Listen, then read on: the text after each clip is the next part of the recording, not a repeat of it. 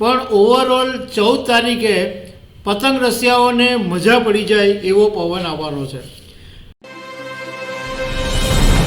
ગુજરાતના હવામાનના જાણકાર અંબાલાલભાઈ પટેલે અમારા ખબર છે .comની સાથે આજે એક્સક્લુઝિવ વાત કરી અને 3 આગાહી વિશે એમણે વાત કરી। એક તો 14 અને 15 જાન્યુઆરીએ ઉત્તરાયણનો જે તહેવાર છે, જે ગુજરાતના લોકો માટે સૌથી પ્રિય તહેવાર છે, એ તહેવારમાં એટલે ઉત્તરાયણના દિવસે પવનની ઝડપ કેટલી રહેશે, પતંગ રસિયાઓને મજા આવશે કે નહીં એના વિશે વાત કરી છે। બીજી ઠંડી કેટલી રહેશે એ વાત કરી છે અને કમોસમી વરસાદ પડશે કે નહીં પડશે એના વિશે બી વાત કરી છે।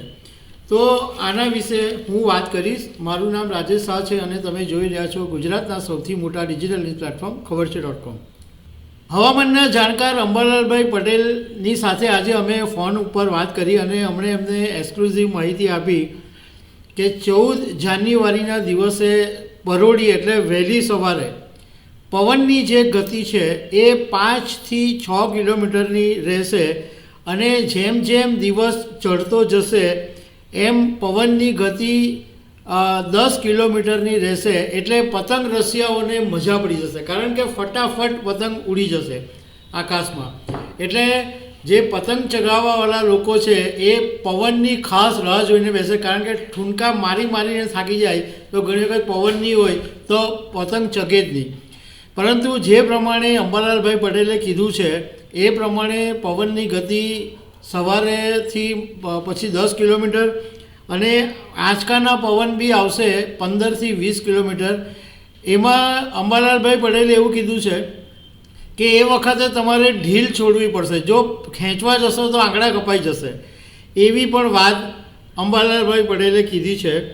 અને બપોરે પણ પવનની ગતિ છે એ સાનુકૂળ રહેશે, એટલે પતંગ ચગાવવાની બપોરે પણ મજા આવશે।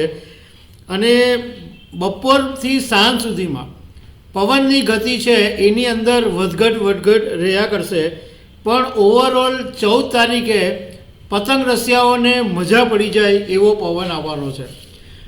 15 તારીખે અંબાલાલભાઈ પટેલે એવું કીધું છે કે સવારે પરોઢીએ પવનની ગતિ થોડીક ધીમી રહેશે, પણ જેમ જેમ દિવસ આગળ વધતો જશે એમ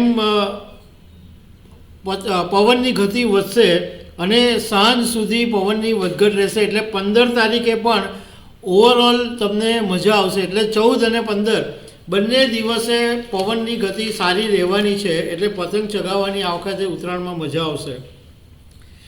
એમણે ઠંડી વિશે વાત કરી છે કે 15 તારીખ પહેલાં ઠંડીનું જોર રહેશે અને 16 અને 17માં પશ્ચિમી વિક્ષેપ આવતા ઠંડીમાં થોડો ઘટાડો થશે અને વિક્ષેપ હટી જશે। એ પછી 18 તારીખ પછી ફરીથી ઠંડીનું જોર વધશે અને ખાસ કરીને દક્ષિણ ગુજરાતની અંદર વલસાડની અંદર ઠંડીનું જોર વધારે રહેશે એવું અંબાલાલભાઈ પટેલે કીધું છે। કમોસમી વરસાદની પણ એમણે વાત કરી છે કે 16, 17 અને 18 તારીખે આ પશ્ચિમી વિક્ષેપને કારણે કમોસમી વરસાદ પડવાની શક્યતા છે।